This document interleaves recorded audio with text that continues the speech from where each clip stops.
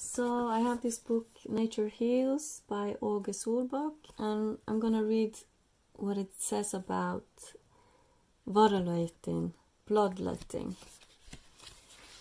Bloodletting is an ancient remedy known from antiquity as a method of removing impure blood from the body. In the Norwegian tradition, it is mentioned a number of times in the saga literature and in Old Norse laws.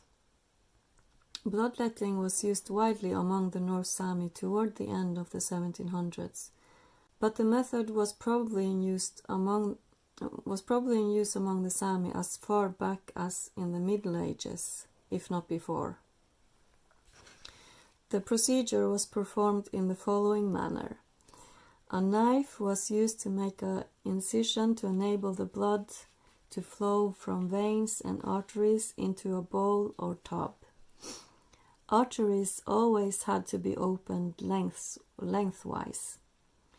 Veins in the arms were typically used, but not to the exclusion of other arteries at various sites of the body. Bloodletting was considered an appropriate treatment for dealing with pain in the chest, back, hip, teeth, etc. The purpose being to drive out the evil and pain of the body. An old Sami remedy for poor appetite calls for letting blood flow from the upper arch of the instep. Don't know what instep is, but okay, maybe I'll find out. So here's a picture. And the picture says, as was the case with cupping, the purpose of bloodletting was to rid the body of its evil and pain.